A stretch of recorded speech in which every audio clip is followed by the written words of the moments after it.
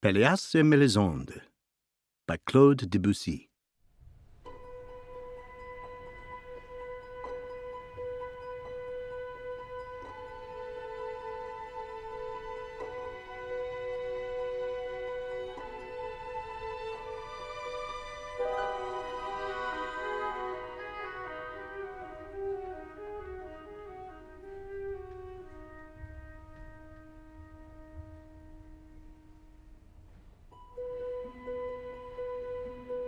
It is especially appropriate with this opera to introduce it not with some soaring aria, though Debussy's masterpiece has plenty of lyrical moments, but rather with an introspective, haunting orchestral extract. Because in a sense, the orchestra contains the heroes of any good performance of Pelleas and Melisande. Some years ago, at a performance in Chicago of Wagner's mighty Ring of the Nibelung, the conductor Zubin Mehta arranged for a happening at the end of the long ovations for the cast of singers. The curtain rose one final time on all 100 and more members of the orchestra on stage and sheepishly bowing, an acknowledgement of the fact that the orchestral players are the true narrators of Wagner's drama. This hints at one of dozens of parallels we might draw between Wagner's great mature music dramas and Debussy's only complete opera. And while a game of "doesn't that remind you of" would soon become tiresome, one has to realize that after Wagner, music, and especially opera, was never the same again. Whether influenced by Wagner's reforms or stubbornly reacting against them, composers in the last quarter of the 1800s and into the 20th century were never able to escape from his shadow.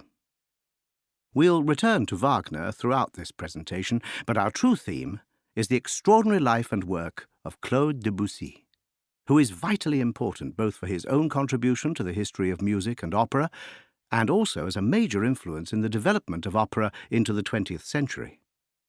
Listening to his wonderful melismatic scores, you hear pre-echoes of such 20th century masters as Pierre Boulez, Messiaen, and Benjamin Britten. Claude Debussy was born near Paris in 1862.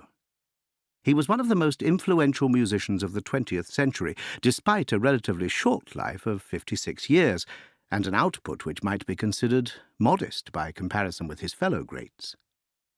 He comes at the end of a century of distinction in French musical history, thanks to such masters as Berlioz, Saint-Saëns, Delibes, Bizet, of course, with his overwhelming Carmen, and Massenet, whose large output, great fame and prestige dominated the turn of the century. Wagner, though the most German of composers, always exerted an immense influence on French musical thought. He had been born in 1813 and reached his apogee with the production of The Ring in 1876. His greatest period of influence was bracketed by Tristan and Isolde in 1865 and by Parsifal in 1882. From a historical point of view, Debussy's life is bounded by two of the great cataclysms in French history. First, the Franco-Prussian War, which occurred in his childhood. France's humiliating defeat spawned profound political and moral issues. The fall of the Second Empire, the Commune of 1871, and a serious re-evaluation of French life and values. The second traumatic happening was the First World War, in which French loss of life and the bombardment of French cities, during one of which the already terminally ill Debussy died, left other enduring scars. Wagner's Ring, with its complex series of leitmotifs, sophisticated signature tunes depicting characters, emotions, and objects, animate and inanimate, deeply influenced the future of music. Equally relevant was Wagner's flirting with atonality, and without becoming bogged down with technicalities, let me try to explain what it was about late Wagner that so unnerved musical life. Sing to yourself any popular ditty. For example, "Happy Birthday to You." You will start on a certain note, and however far you wander, "Happy birthday, dear Ethel." By the time you get to the end, "Happy birthday to you," you are back to singing the note on which you began. That, at its simplest, is tonality. That home note, the tonic, do in solfège, call it what you will, is what anchors the music and brings you home safely. Take away that anchor, letting the music roam over the whole range of available tones, and you have the beginnings of atonality, with which composers in the 20th century would have to deal either by embracing it, like Stockhausen, Berg, Berio, and others, or by largely eschewing it, like Shostakovich, Benjamin Britten, and Bernstein, or occasionally by doing both, like Stravinsky. And some scholars trace the beginnings of atonality to that delirious, half-alive, half-conscious world evoked by Wagner in the prelude to Act III of Tristan and Isolde, the natal cries of a new world of musical creation.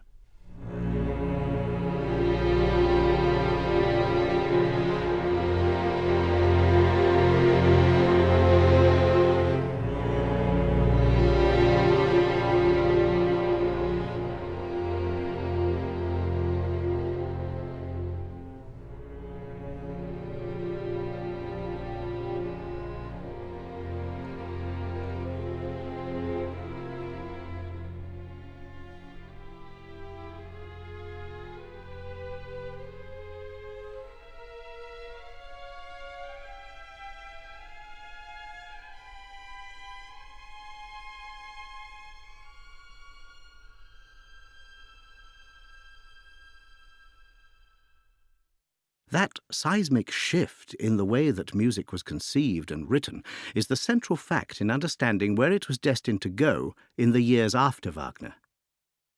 Like most other major musical figures, Debussy made the pilgrimage to the Wagner shrine at Bayreuth.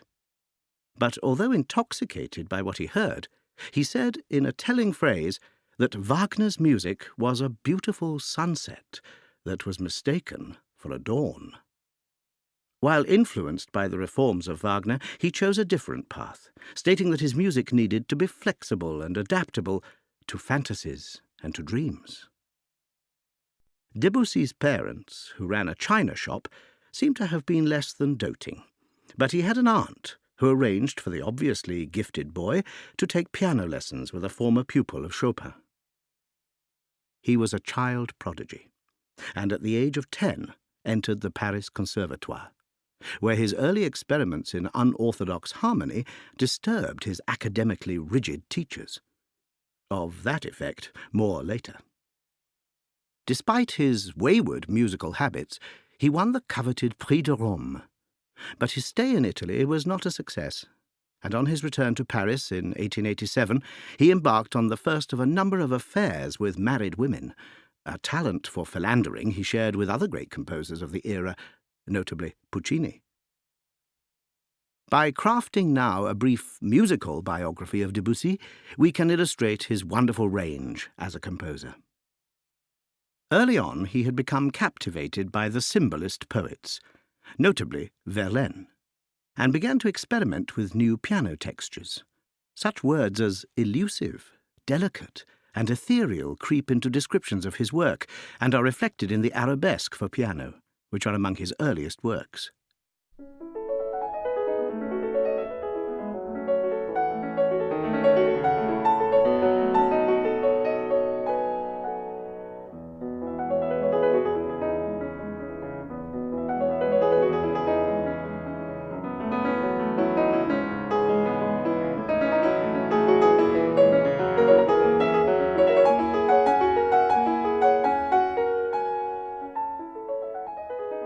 Like a later composer, Benjamin Britten, he was captivated by the Javanese gamelan music he heard at the 1889 Paris Exposition, and the economy in his writing, a single note on a high woodwind instrument, the touch of a small gong, will be noticed when we come to hear Pelleas and Melisande. His style of composition, as it developed in the 1890s, was characterized by this extreme economy, and also by a freedom from the bounds of tonality, as one writer puts it, capturing in subtle, shifting harmonies and fragments of melody the essence of a breath of wind, the rustle of leaves, or a shaft of moonlight.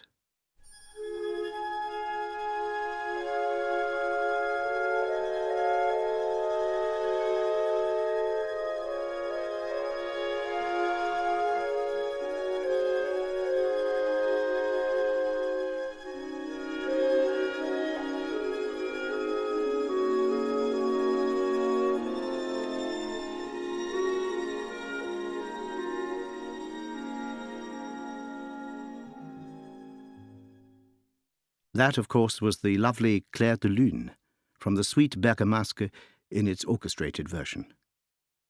But a single musical fragment from Debussy's Prélude à l'après-midi d'un faune, which dates from the same period as the first draft version of Pelleas and Melisande, will convince you that from this point onwards music could not be quite the same again.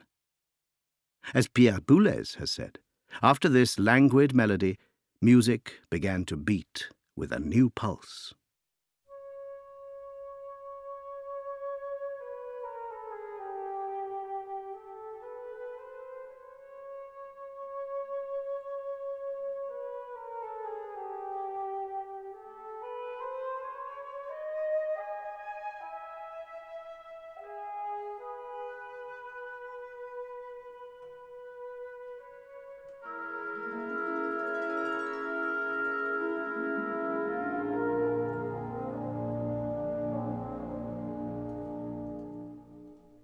Famously, when staged by the great Russian dancer Nijinsky, this erotic depiction of a young faun lying in the grass and dreaming of two luscious but elusive nymphs created one of those scandals the French so adore.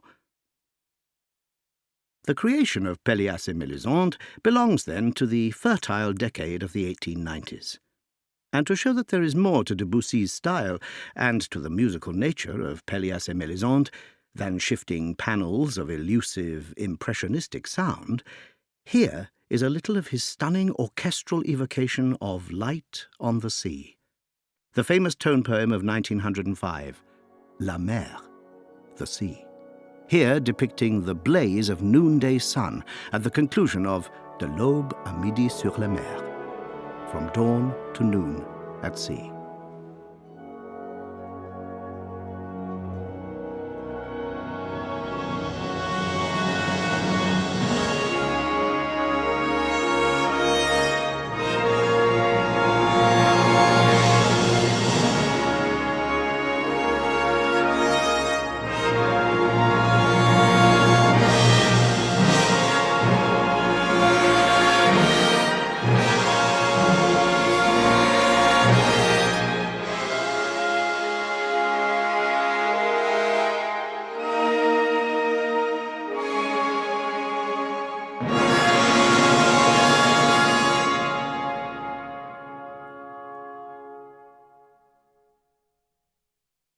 Tracking back to the decades of the 1890s, we know that Debussy attended a single performance in 1893 of the play Pelleas and Melisande by the world-famous Belgian symbolist, poet and playwright Maurice Maeterlinck. He called on Maeterlinck and was granted permission to set the play to music, completing a first version of his score in 1895. 3 years later, it was accepted for performance at the Opéra Comique. A further 3 years later, the production was scheduled, and on April 27, 1902, it had what we would now call a preview, followed after 3 days by its premiere. A few words about Maeterlinck, who was in many ways a tragic victim of the shifts that can take place in artistic reputations. In his day, he was feted. Nowadays, he is ignored. He was born in Ghent in 1862 to a well-to-do family. He abandoned law for literature and wrote a number of deeply symbolic plays in his youth, all characterized by impending gloom, deep foreboding, and an almost total lack of forward momentum and action. He was a poet and sometime philosopher who shares with other 19th-century dramatists like Victorien Sardou and David Belasco the distinction, if that is the word, that his name would be largely forgotten had not a composer chosen to write an opera based on one of his works. It would be nice to report that the relationship between Maeterlinck and Debussy was cordial, but it was not so. Maeterlinck assumed that the role of Melisande would be awarded to his mistress, and when instead the honour of creating one of the most enigmatic roles in opera went to the Scottish soprano Mary Garden, Maeterlinck was furious and did everything possible, verbally, to sabotage the work. Others would claim that Mary Garden was instead Debussy's mistress, a fact she strenuously denied well into the 1960s when she lived in retirement in Aberdeen. It seems she was instead the mistress of, among many others, André Messager, who conducted the tempestuous premiere of Pelleas and Melisande. So that's all right then. Few works have created such a furore. The almost total lack of dramatic action, the listless, introspective nature of the heroine, and above all the heretical nature of Debussy's music, flouting the academic conventions with its parallel fifths, a no-no in harmonic circles at the time, were ruthlessly mocked and derided. One anecdote will tell all. At the press preview, a professor at the Conservatoire was overheard to remark that the first pupil to bring this filthy score into his class and to make such errors of harmony would be booted out of the room and all the way out of the Conservatoire's gate. A pupil who later became a distinguished critic, Émile Vuillermoz, was actually expelled when found in possession of the forbidden score.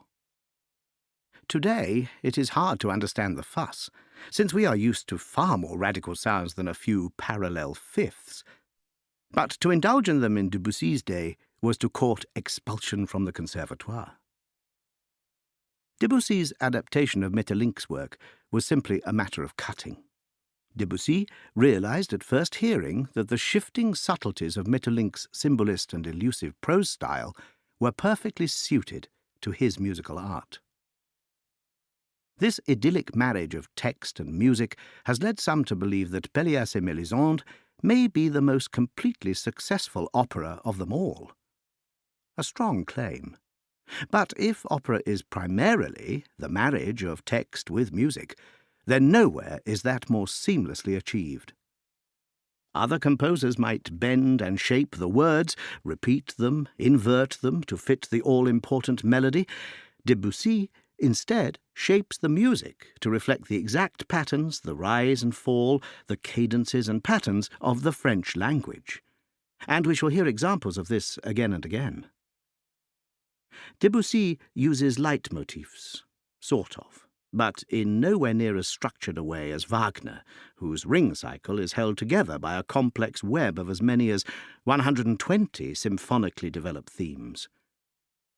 There are tunes associated with people and things in Pelleas and Melisande, but there is no determined philosophy to develop them in service to the drama. The story, plot is too strong a word, is quickly told. At the court of old King Arkel lived two half-brothers, Golaud, the older, and Pelléas. They have a mother, Geneviève, in common, though not much else. Golaud meets and marries a waif-like princess, Melisande, and brings her back to the gloomy castle where the story is set. She and Pelléas are attracted to each other. Golaud becomes jealous and kills Pelléas. Melisande dies after giving birth to Golaud's child in a last act characterized by remorse, forgiveness, and a sense of the futility of things. The opera is in 5 acts, and before we begin to listen to its magic sonorities, a word about this Naxos recording and the artists. The role of Pelléas is taken here, quite rightly, by a high baritone, a distinctively French style of singer correctly called a baryton martin. More often nowadays the role is given to a tenor, but it is especially good to hear it sung by exactly the right type of singer. The role of the child, Yniold, is sometimes sung by a young boy, sometimes by a full soprano.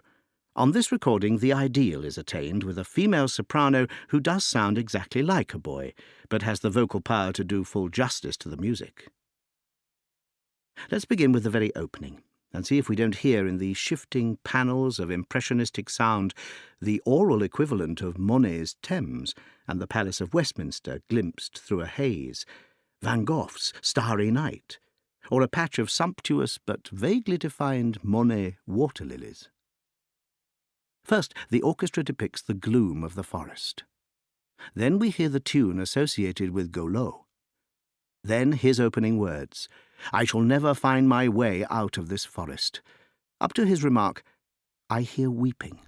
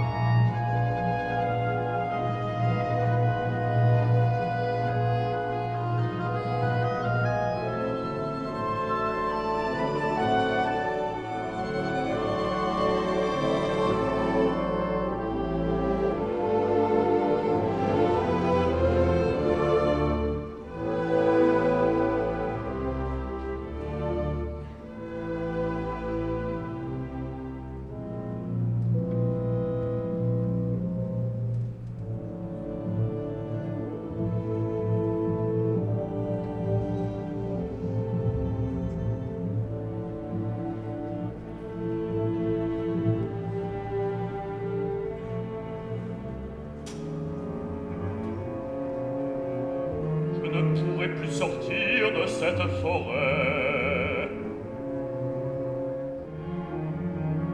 Dieu sait jusqu'où cette bête m'a mené. Je croyais cependant l'avoir blessée à mort, et voici des traces de sang. Et maintenant, je l'ai perdu de vue. Je crois que je me suis perdu moi-même, et mes chiens ne me retrouvent plus.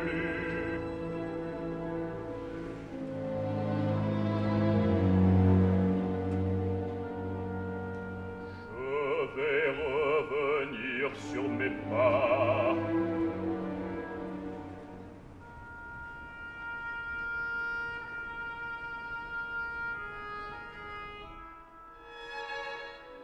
J'entends pleurer. You will have heard there Golaud remark, Je crois que je me suis perdu moi-même. I think I have become lost myself. Such ambiguous remarks, does he mean lost in the forest or has his life lost direction, will not cause us to stop every time to note how deeply symbolic. Suffice it to say that symbolism is pervasive in this work and that trying to attach labels and a deep meaning could spoil everything. Golaud encounters Mélisande sitting by a pool, and her first words are very significant. Ne me touchez pas.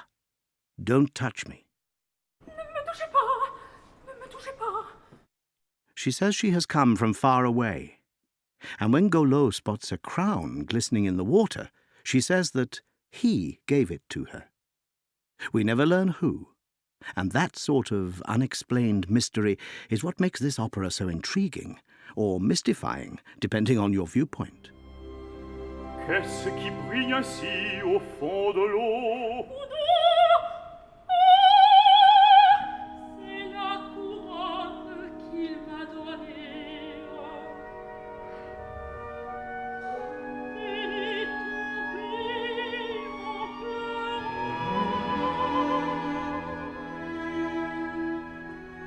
Une couronne. Qui est-ce qui vous a donné une couronne? Je vais essayer de la prendre. Non, non, je n'en veux plus, je n'en veux plus, je préfère mourir tout de suite. I would rather die than have you retrieve it, she sings. When Melisande asks Golaud's identity, he replies that he is a prince, grandson of old King Arkel of Allemande, accompanied by a noble theme that some commentators have seen as a leitmotif for royalty. Melisande oddly comments on how prematurely grey his hair is. Je suis le prince Golaud, le petit-fils d'Arkel, le vieux roi d'Allemande. Oh, vous avez déjà les cheveux gris. Oui, quelques-uns ici près des tempes. Et la barbe aussi. Pourquoi me regardez-vous ainsi? Je regarde vos yeux. Vous ne fermez jamais les yeux. Si, je les ferme la nuit. You never close your eyes, he asks. Only at night, she replies.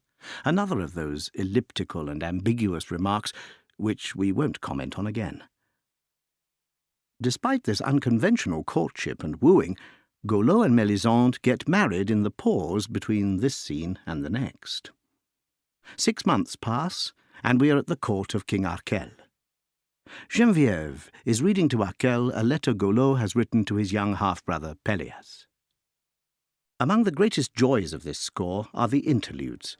So let us pick up as the orchestra revisits the themes of the forest and of Golaud, before moving into a reminder of royalty as Geneviève reads from the letter.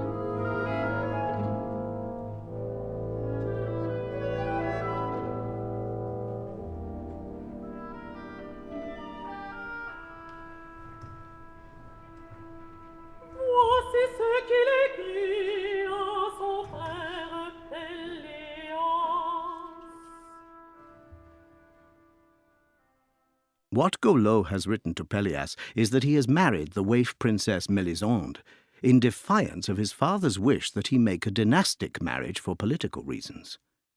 He is returning with her, and Pelléas should put a lantern in the window to signal if Golaud will be welcome. If not, he will sail on and away forever. His old grandfather, the bass, King Arkel, who incarnates a sort of tired acceptance of the ways of destiny, remarks that Golaud has had much sorrow with the death of his first wife. There is a child, Yniold, by that marriage, and that maybe nothing in this world happens without a purpose. Il sait mieux que moi son avenir.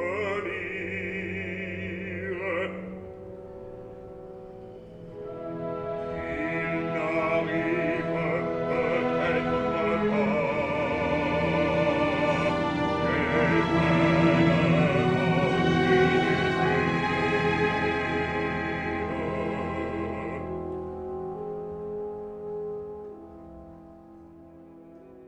As Geneviève remarks, mother-like, what are we to do? Pelléas enters, and listen for a high animated woodwind tune, which is his motif. Qu'allons-nous faire?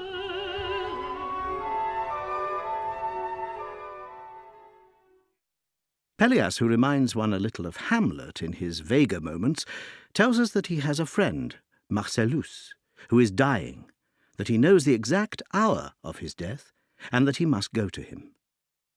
Arkel remarks that he should not leave before the return of Golaud, and besides, Pelléas's father is lying at death's door in a room of the castle, and that should take priority. Geneviève reminds Pelléas to light that lantern for Golaud's return, and the second interlude, wonderfully depicting both the gloom and the enchantment of the castle, carries us over to a scene for Geneviève and her now daughter-in-law, Melisande.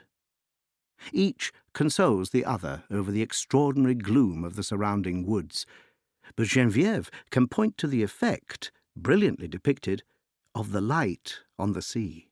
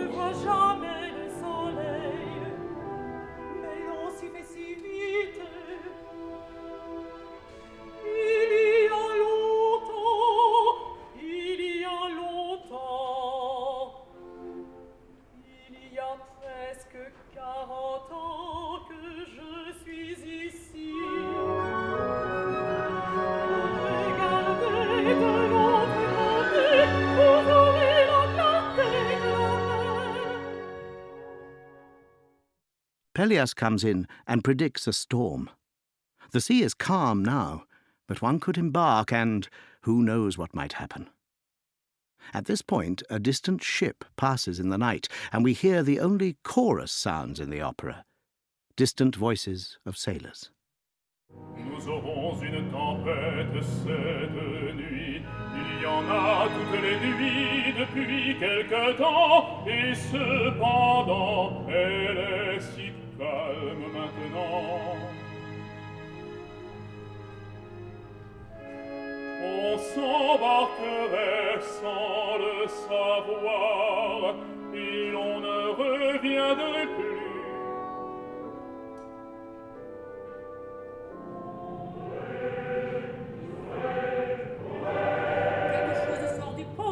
Il faut que ce soit un grand navire, les lumières sont très hautes, nous le verrons tout à l'heure quand il entrera dans la bande de clarté. Si nous pouvons le voir, il y a encore une plume sur la mer. When Melisande remarks that this was the ship that brought her here, and that maybe she will be shipwrecked, we are left wondering. Pelléas takes her arm to guide her into the castle, remarking that he may leave tomorrow. Why, she asks, as the curtain falls on Act 1. Je vous soutiendrai par le bras. Le chemin est escarpé, il y fait très sombre.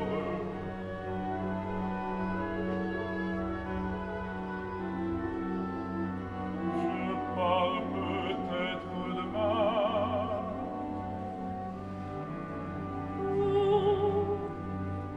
Pourquoi partez-vous?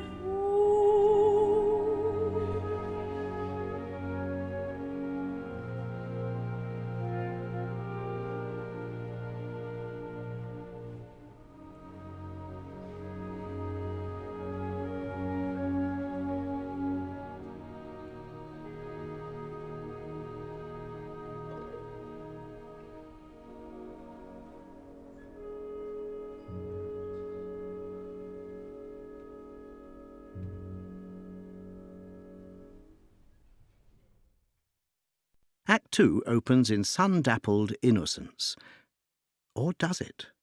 Because a quality this opera shares with another impressionistic masterpiece, Benjamin Britten's The Turn of the Screw, is ambiguity.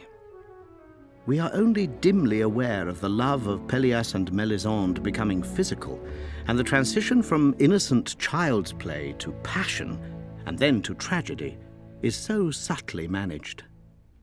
All is cloaked in a mysterious air of symbolism, so that the exact shapes and forms of the action are as hard to detect as, well, figures in a Monet landscape. The opening of this scene is magical, as the two young people sit by a well in the cool of the shade, looking at the sparkling water.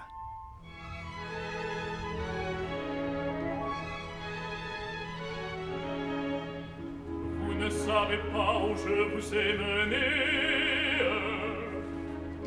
Je viens souvent m'asseoir ici vers midi, lorsqu'il fait trop chaud dans les jardins.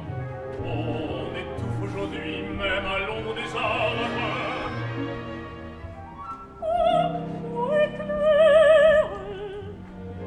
Elle est fraîche comme l'hiver. C'est une vieille fontaine abandonnée. Il paraît que c'était une fontaine miraculeuse. Elle ouvrait les yeux des aveugles. On l'appelle encore la fontaine des aveugles. Elle n'ouvre plus les yeux des aveugles. Depuis que le roi est presque aveugle lui-même, on n'y vient plus. We have learned that the pool is called the Fountain of the Blind, that formerly people came there to be cured of blindness, but that now the king is blind, no one comes. Later we shall encounter 3 blind beggars. Golaud, you remember, asked Melisande why she never closed her eyes. And the king, Arkel, is blind. This is what is meant by an interlayering of symbolism, though whether it is significant, and of what, we are left to decide for ourselves. More wonderful orchestral scene painting, as Melisande splashes her hands in the water and then lets her long hair, listen for the word chevelure, fall into it. Je voudrais y plonger les 2 mains. On dirait que mes mains sont malades aujourd'hui. Oh, oh, prenez garde, prenez garde, Mélisande, Mélisande. Oh, votre chevelure.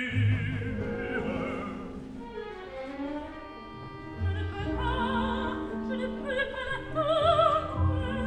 Vos cheveux ont plongé dans l'eau. Oui, ils sont plus longs que mes bras. Ils sont plus longs que moi.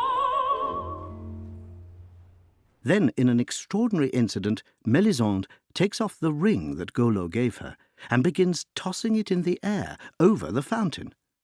Pelleas warns her she will drop it, and, of course, it falls into the water and is lost, just like that crown in the water in Act I when Golaud found her. Avec quoi jouez-vous? Avec l'anneau qu'il m'a donné. Ne jouez pas ainsi au-dessus d'une eau si profonde. Mais ne tremblez pas. Comme il brille au soleil. Ne le jetez pas si haut dans le ciel.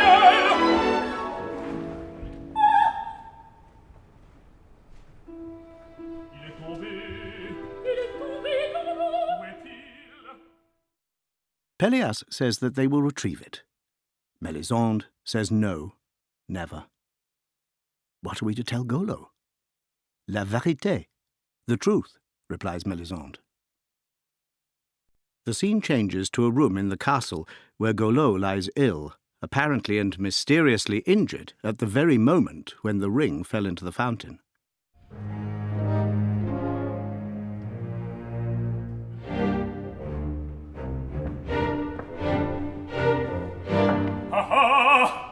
Tout va bien. Cela ne sera rien. Mais je ne puis m'expliquer comment cela s'est passé. Je chassais tranquillement dans la forêt. Mon cheval s'est emporté tout à coup, sans raison. A-t-il vu quelque chose d'extraordinaire? Je venais d'entendre sonner les 12 coups de midi. Au 12e coup, il s'effraie subitement et court comme un aveugle fou contre d'or. Je ne sais plus ce qui est arrivé. Je suis tombé. Melisande will nurse him, but she herself admits to being sad and unwell. Golaud asks if his father, maybe his mother, Pelléas perhaps with his standoffish ways, is to blame for her unhappiness. Towards the end of the long scene, Golaud takes her little hands in his and notices her wedding ring is missing. Où est l'anneau que je t'avais donné? L'anneau? Oui, la bague de nos noces. Où est-elle? Je crois qu'elle est tombée. Tombée? Où est-elle tombée? Tu ne l'as pas gardée? Oh, elle est tombée. Elle doit être tombée. Mais je sais où elle est. Où est-elle? Vous savez bien. Vous savez bien. La grotte au bord de la mer. Eh bien, c'est là. Il faut que ce soit là. Oui, je me rappelle. Having said at the end of the last scene that she will tell Golaud la vérité, she does anything but, and concocts there and then a silly tale of having visited a grotto by the sea to collect pretty shells for Yniold, and having lost the ring there. Golaud is enraged. The ring is deeply important to him. She must go at once, taking Pelléas as a guide. The music, carrying us over to the next scene, will depict their uncertain journey, taking us from castle room to seaside grotto with some very magical depictions of moonlight and sea, and to Pelléas' words, "Oui, c'est ici," as they arrive at the grotto.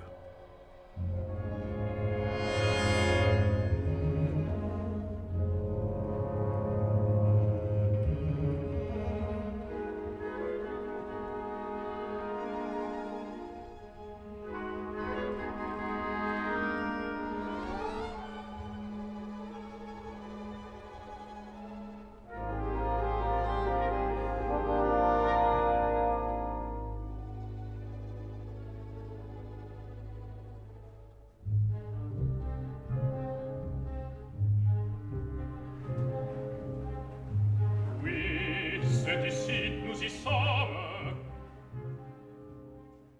Pelléas, accessory to the lie, tells her that they must look carefully to be able to describe to Golaud the alleged spot where the ring was lost. And we have a brilliant piece of orchestral scene painting as Pelléas asks if she can hear the sound of the sea beneath them, and then notices the moonlight breaking through the clouds. Est-ce le cri de la grotte qui vous effraie? Entendez la mer derrière nous. Elle ne semble pas heureuse cette nuit.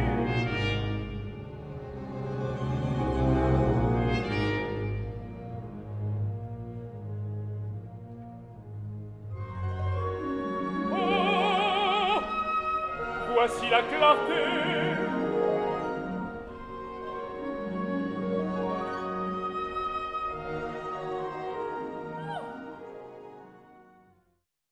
That startled little cry was Melisande as she noticed the three blind beggars huddled together in the grotto. "There is famine in the land," says Pelleas, as they make their way back to the castle to end the second act. Act 3 opens with an extraordinary scene which, to revert to a former point, is either sweetly childish or deeply sensual, or, given what we have learned from Freud and his followers, both. Melisande is in a room in the tower, Rapunzel-like, combing that long chevelure we heard about earlier. Listen to the orchestra brilliantly depict its sensuality as Melisande sings a little ballade.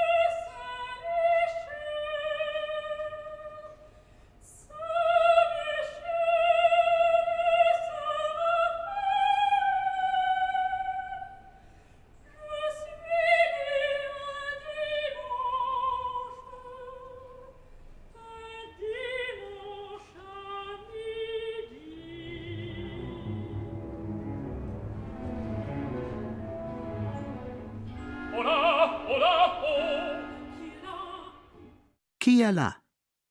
It is, of course, Pelleas, who asks her to lean out so he can touch, then kiss her hand. Next, in the most famous image of the opera, Melisande lets her long hair fall from the window, and he proceeds to kiss it, embrace it, and wrap himself in its lustrous folds in a way that late Victorians might convince themselves was playful, but which the orchestra and later events tells us is nothing of the kind.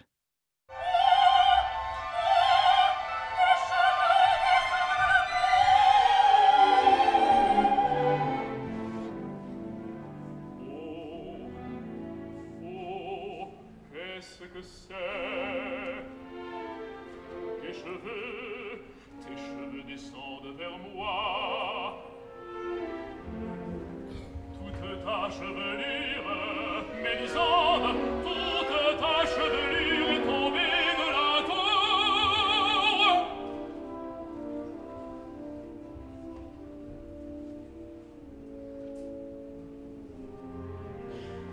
Je les tiens dans les mains, je les tiens dans la bouche, je les tiens dans les bras, je les baise autour de mon cou. Je n'ouvrirai plus les mains cette nuit. Laisse-moi, tu vas me faire tomber. This extraordinary wooing, deeply impassioned if understated, his kisses conveyed through the length of her hair, will reach a climax as two doves fly out from the tower, symbolizing perhaps the release of Melisande's true feelings. It is an extraordinary example of the restraint, of the understatement, which characterizes so much of this opera, at least this far into the action, that when Golaud enters and finds them together, he accuses them of acting like children. But suspicion has entered his soul. When and how deeply is another of the puzzles of the piece. And the next scene is filled with the most awful menace and dread as Golaud takes Pelléas into a deep cavern under the vaults of the castle, as if, it seems, to warn him, to make him stare death and decay in the face.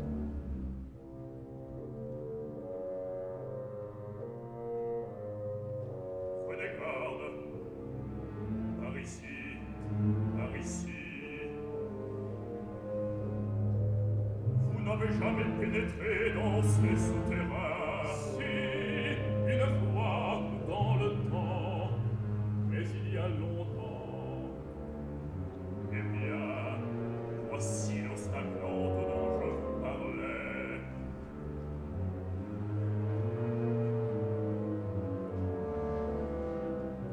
Sentez-vous l'odeur de mort qui monte?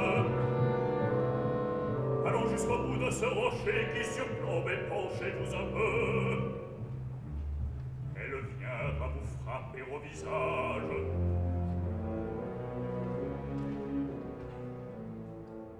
Don't you feel the very smell of death rising up to your face? Asks Golaud.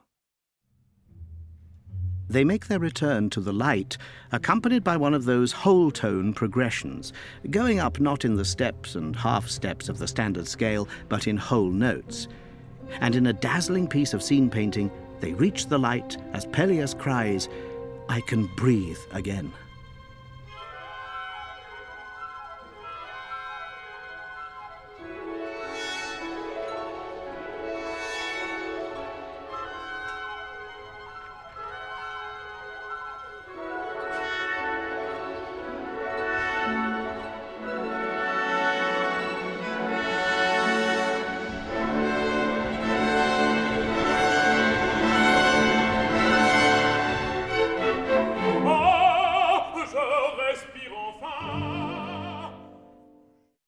In the scene that follows, Golaud tells Pelléas that he knows the sort of nonsense he witnessed was mere child's play, but it must stop.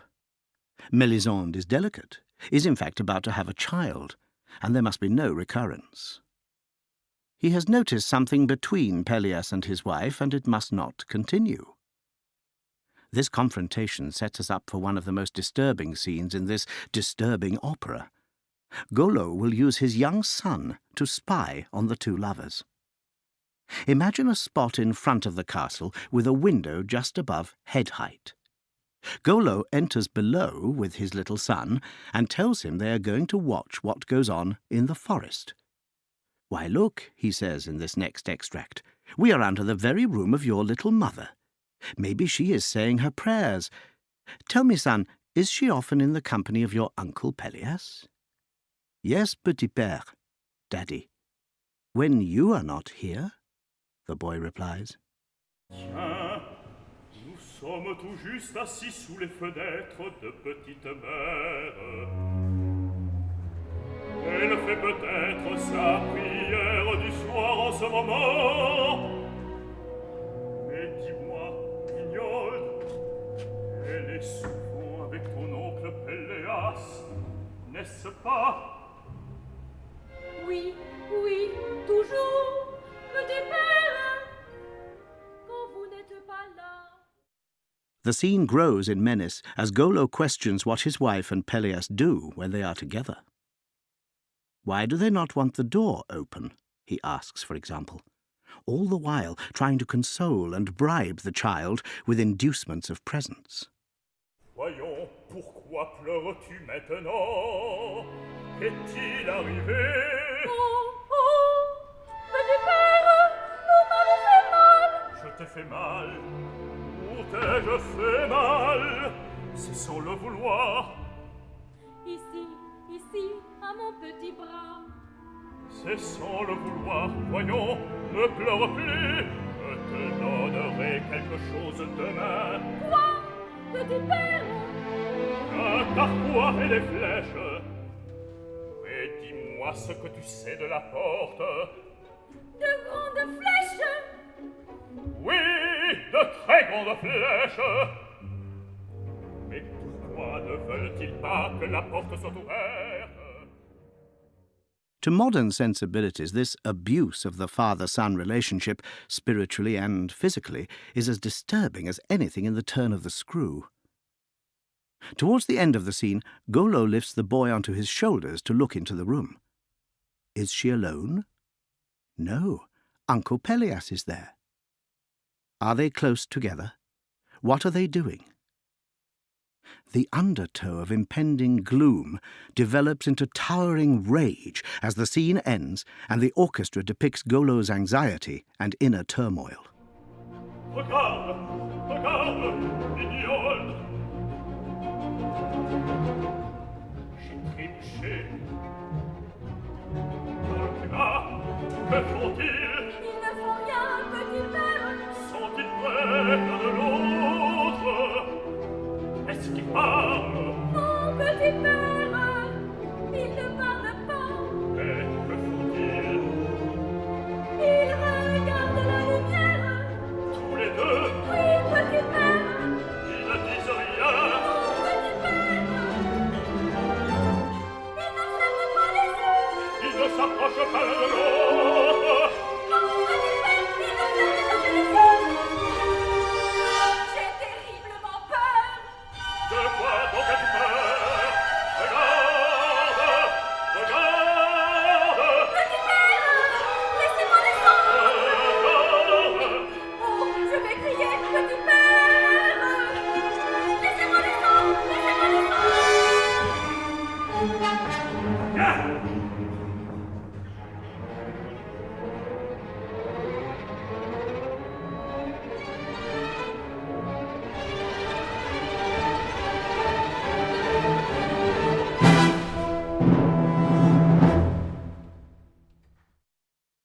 Act 4 opens with a short scene for Pelleas and Melisande, in which Pelleas tells her that he is taking up his father's suggestion and leaving the castle.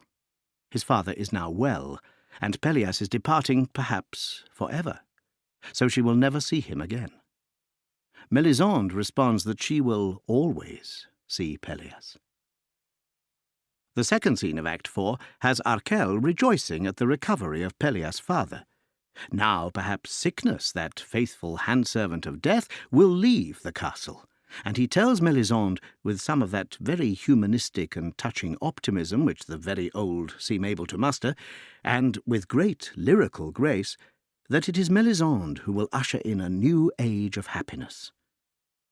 Come here and let me kiss you. An old man needs to touch a woman's brow or a child's cheek to be reassured that life has not lost its freshness. Et c'est toi maintenant qui vas ouvrir la porte à l'air nouvelle que j'entrevois.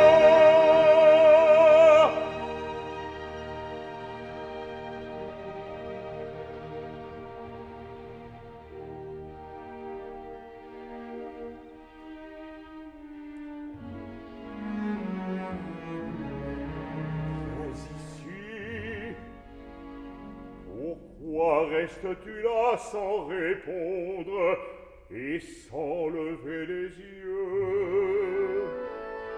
Je ne t'ai embrassé une seule fois jusqu'ici, le jour de ta venue. Et cependant, les vieillards ont besoin quelquefois de toucher de leurs lèvres le front d'une femme ou la joue d'un enfant.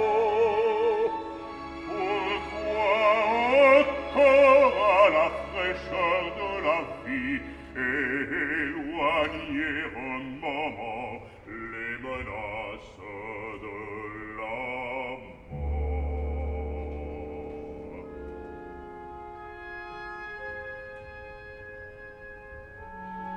As-tu peur de mes vieilles lèvres?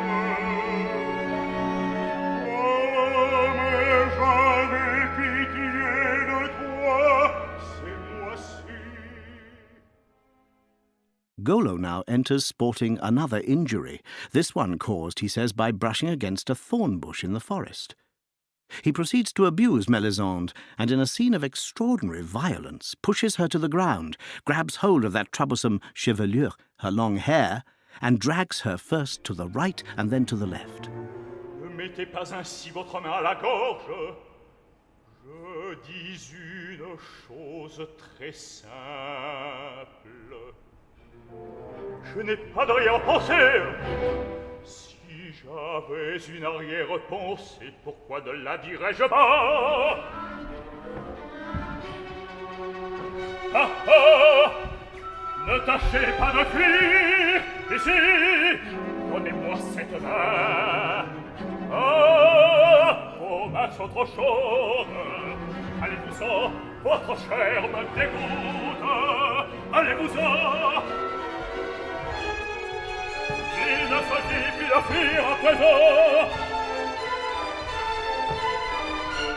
Vous allez me suivre à genoux devant moi! Ah ah! Vos longs cheveux semblent enfin quelque chose! À droite et puis à gauche et puis à droite! Absolument!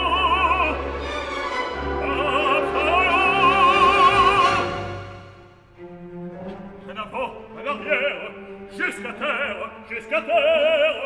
vous voyez,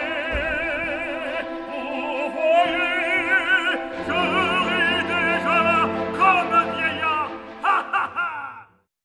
Golaud's manic laugh should be enough to convince us that his mind has been unseated by jealousy. He rushes off, and Arkel asks Melisande if he is drunk. She replies in one of opera's odder, more anticlimactic moments, Je ne suis pas heureuse. I am not happy. This is difficult to carry off in the theatre, and caused some mirth and derision at the first performance. But the moment is salvaged by Arkel's resigned comment, If I were God, I would take pity on the hearts of men.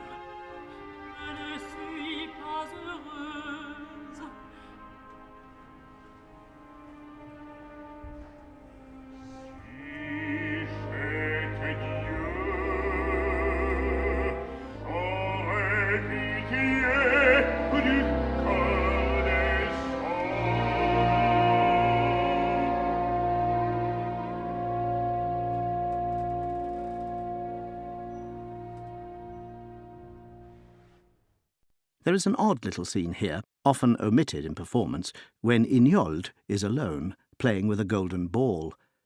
It slips under a stone. He cannot lift the heavy stone, and a flock of sheep passes by, bleating for fear of the dark. They are not heading for their stable. Yniold must tell someone. We, too, shall omit it, to move on to the superb love duet, which really is at the heart of the opera, and surprisingly, perhaps, considering how late in the opera it occurs, was the first section Debussy set. It is often compared in its duration and intensity to the love duet in Tristan and Isolde.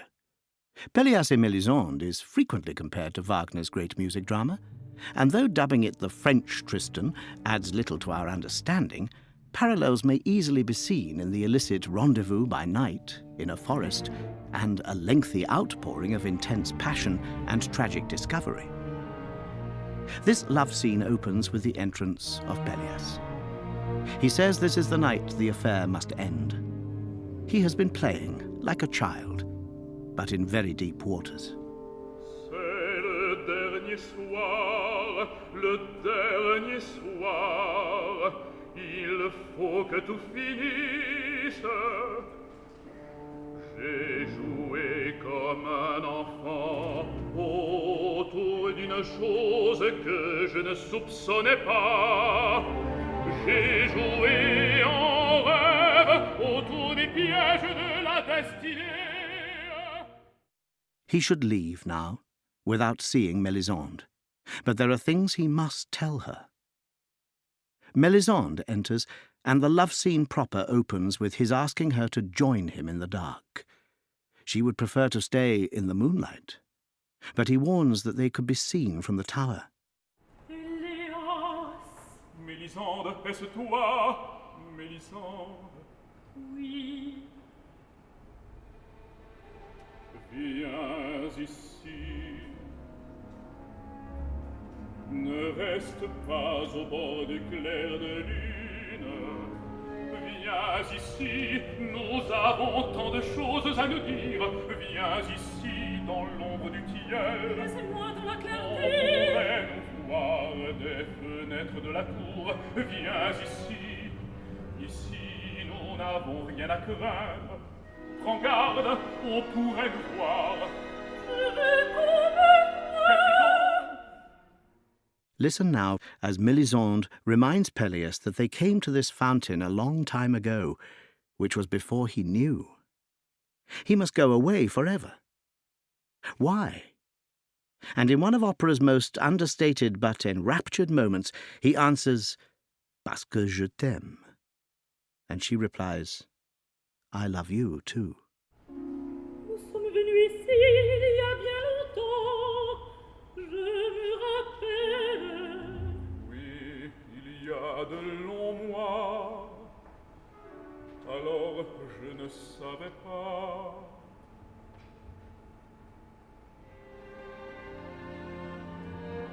Sais-tu pourquoi je t'ai demandé de venir ce soir? C'est peut-être la dernière fois que je te vois. Il faut que je m'en aille pour toujours. Pourquoi dis-tu toujours que tu t'en Je dois vas? te dire ce que tu sais déjà. Tu ne sais pas ce que je vais te dire. Mais non, je ne sais rien. Tu ne sais pas pourquoi il faut que je m'éloigne. Tu ne sais pas que c'est parce que je t'aime. Je t'aime aussi. As the scene unfolds, you get a sense of why Debussy was so attracted to setting these words. They are almost music themselves. The opera's magic lies in the combination of the vague and impressionistic text, the perfect word setting which lets the music follow the speech patterns so exactly, without force or overemphasis, and the way in which the orchestra so brilliantly colours everything. Listen again as Pelleas says, "We have broken the ice with red-hot irons." You can hear the orchestra's depiction of the ice break. You say that you love me in a voice that came from the end of the earth. How long have you loved me? Forever, she replies. On a brisé la glace avec des fers rougis. Tu dis cela d'une voix qui vient du bout du monde. Je ne t'ai presque pas entendu. Tu m'aimes aussi. Depuis quand m'aimes-tu? Depuis toujours. And a moment of great lyricism as Pelleas says, "Your voice seems to have travelled over the sea in springtime. I had never heard it until now." On dirait que ta voix a passé sur la mer au printemps. Je ne l'ai jamais entendu jusqu'ici. On dirait qu'il a plu sur mon cœur. The long duet also has moments of intense passion, as Pelleas tells how he searched for her through the house, through the country, and now he has found her. He cannot believe there is anywhere a woman more beautiful. J'étais inquiet, je cherchais partout dans la maison, je cherchais partout dans la campagne, et je ne trouvais pas la beauté. Et maintenant, je l'ai trouvée, je l'ai trouvée. Je ne crois pas qu'il y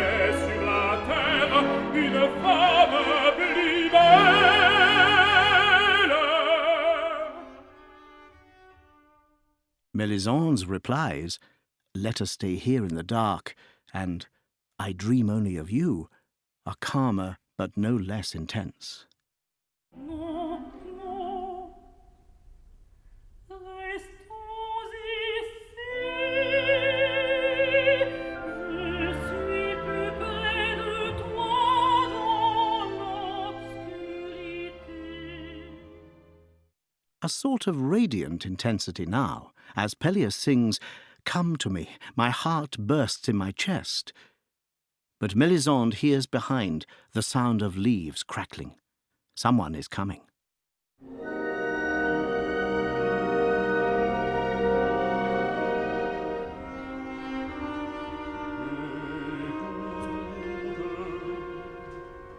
Mon cœur est sur le point de m'étrangler. Viens.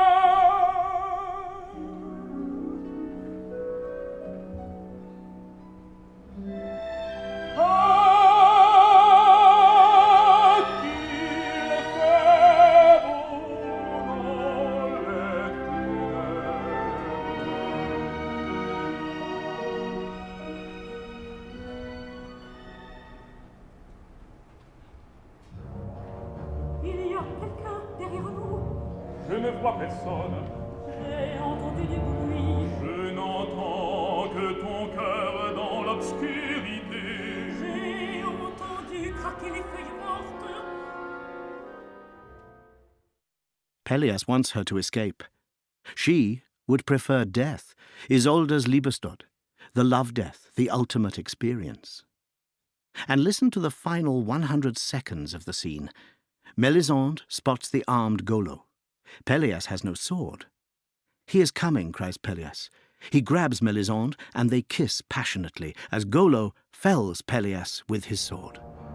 Oh, il est derrière un arbre. Qui? Golaud, Golaud. Oh non, je ne vois bien. là, au bout de nos ombres. Oui, oui, je l'ai vu. Ne nous retournons pas brusquement. Il a son Je n'ai épée. pas la mienne. Il a vu que nous nous embrassions. Il ne sait pas que nous l'avons vu. Ne bouge pas, ne tourne pas la tête, il se précipiterait. Il nous observe, il est encore immobile. Va-t'en, va-t'en, tout de suite, par ici. Je l'attendrai, je l'arrêterai. Va-t'en, il a trouvé, il nous tuera. Il vient. Ta bouche,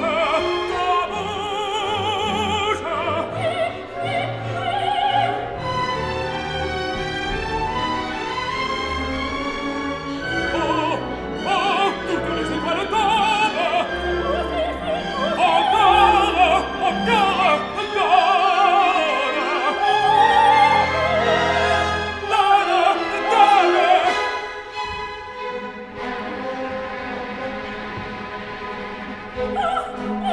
Je n'ai pas de courage. Je n'ai pas de courage. Ah.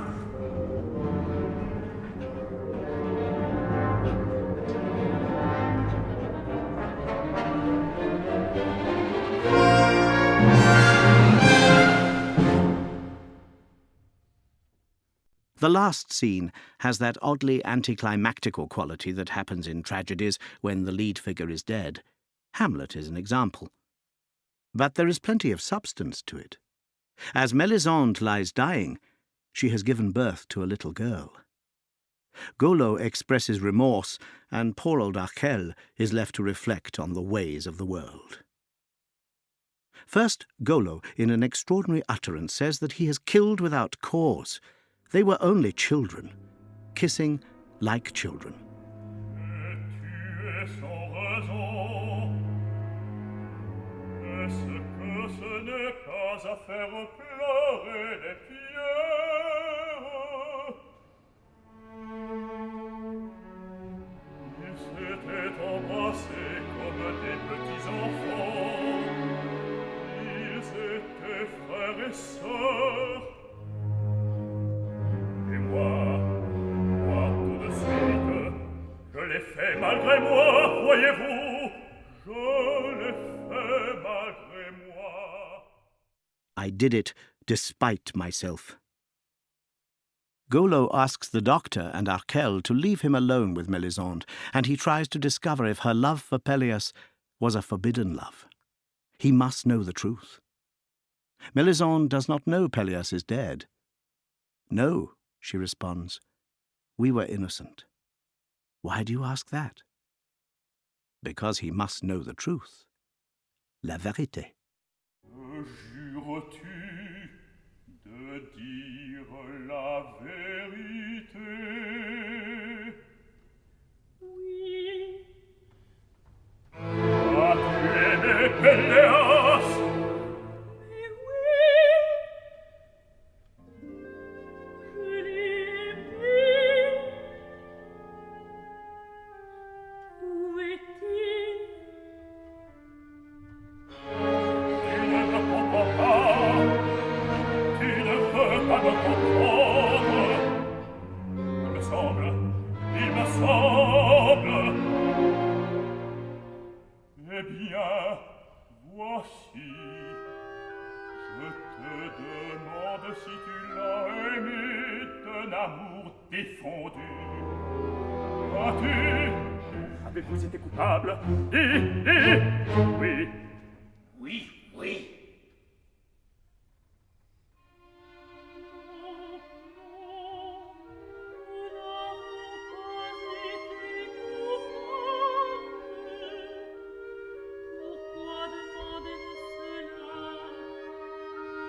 Mélisande, dis-moi la vérité pour l'amour de Dieu.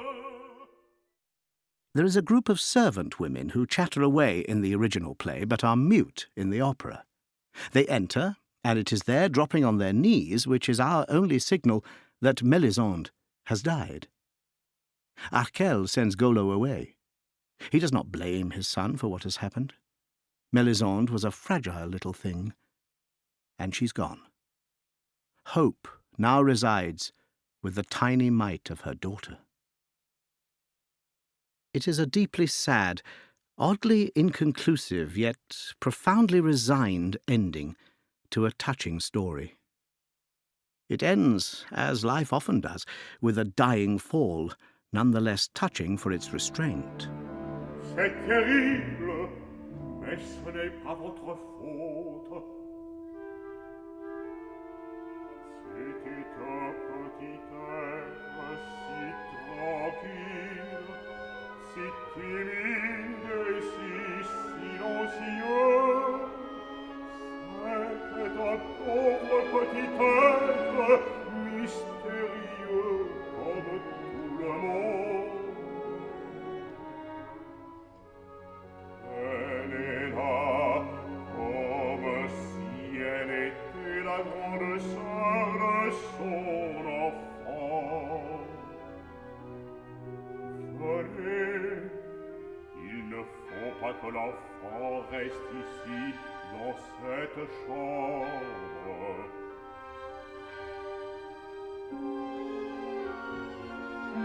Il faut qu'il vive maintenant à sa place. C'est autour de la pauvre petite.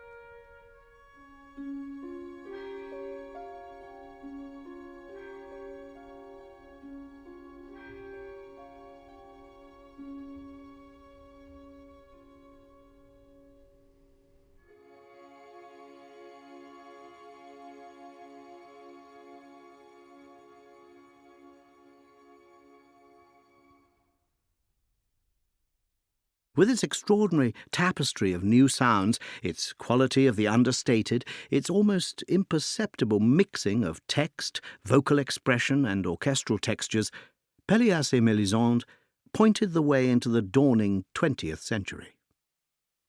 But maybe it did even more than that.